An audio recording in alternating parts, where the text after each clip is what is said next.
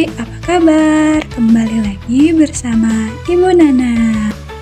Pernahkah kalian membaca sebuah petunjuk cara memasak atau menggunakan suatu alat? Pernah, Ibu.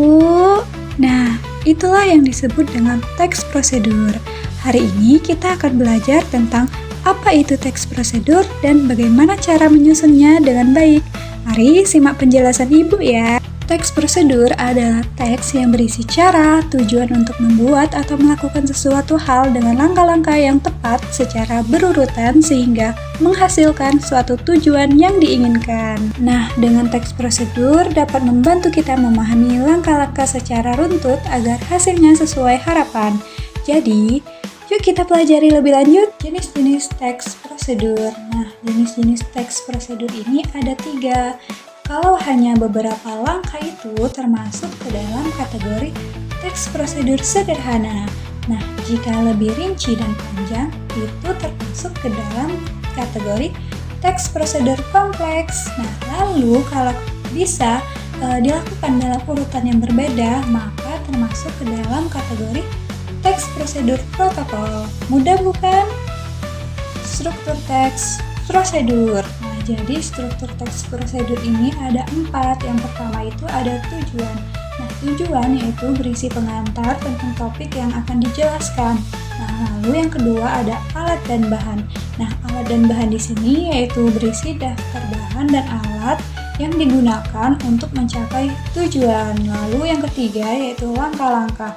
Nah, langkah-langkah di sini yaitu berisi perincian petunjuk yang disarankan kepada pembaca. Nah, lalu yang keempat itu ada penutup. Nah, penutup di sini berupa kesimpulan apabila petunjuk tersebut dijalankan dengan baik. Nah, jadi teks prosedur itu seperti resep rahasia.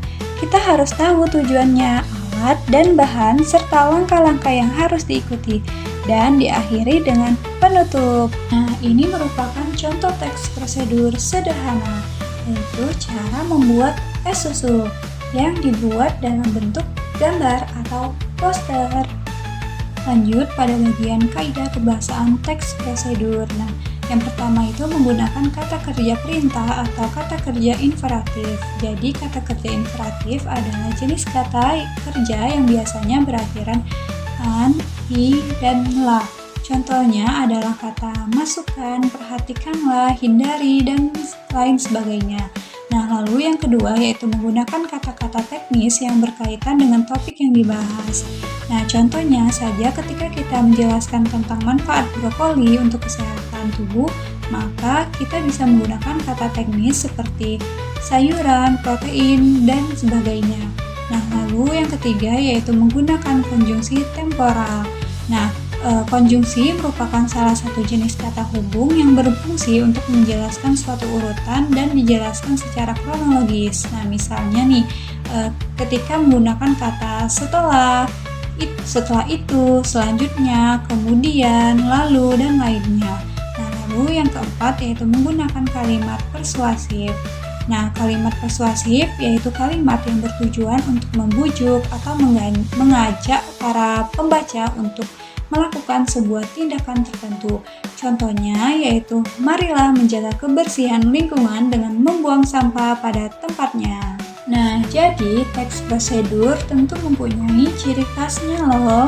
Jadi dapat disimpulkan bahwa teks prosedur menggunakan kata kerja perintah, kata-kata teknis, dan konjungsi temporal. Lalu ditambah sedikit kalimat persuasif agar dapat meyakinkan. Lalu lanjut pada bagian langkah-langkah membuat teks prosedur. Nah, yang pertama itu kita harus menentukan judul. Nah, judul yaitu dibuat semenarik mungkin agar dapat menarik perhatian pembaca. Nah, lalu yang kedua yaitu tujuan. Nah, tujuan yaitu untuk menunjukkan pembaca apa yang akan dilakukan atau dibuat. Nah, lalu yang ketiga yaitu alat dan bahan. Nah, alat dan bahan yaitu jika ingin menjelaskan prosedur tentang cara membuat sesuatu, maka harus ada alat dan bahan. Tetapi jika ingin membuat teks prosedur tentang cara melakukan sesuatu yang tidak membutuhkan alat dan bahan, maka bagian ini bersifat opsional. Nah, lalu yang keempat yaitu langkah-langkah. Nah, langkah-langkah yaitu menjelaskan secara kronologis atau berurutan langkah-langkah yang harus dilakukan. Lalu yang kelima yaitu penutup. Nah, penutup ini yaitu untuk menyimpulkan tujuan akhir dari teks prosedur yang dibuat. Pada bagian ini juga bersifat opsional. Ayo kita buat teks prosedur dengan langkah-langkah tersebut agar teks prosedur kalian akan lebih mudah dipahami. Halo semuanya, mari kita belajar mengedit cara membuat teks prosedur melalui aplikasi Canva. Nah, yang pertama kita harus mendownload aplikasi Canva terlebih dahulu nih di Play Store atau di web Chrome jika kita melalui laptop.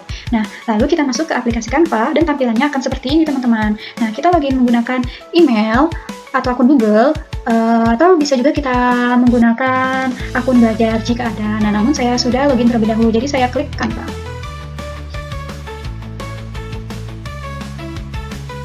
Nah, kita klik template, kita klik tombol pencarian dengan keyword template text procedure. Klik. Nah, di sini muncul template-nya. Tetapi kan boleh untuk mengedit bebas sesuai selera kalian mau pilih yang mana. Namun saya sudah mengedit terlebih dahulu, jadi saya kembali ke beranda. Lalu saya klik template yang sudah saya pilih. Nah, ini hasil saya buat teks prosedur yaitu cara membuat tes susu.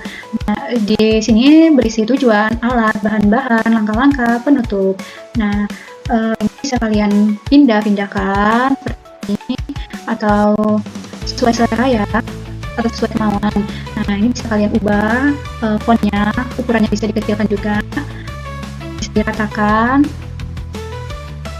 Ini bisa juga dibesarkan kolom barisnya. Nah, seperti ini teman-teman. Jadi tentu mudah melalui aplikasi Canva ini teman-teman.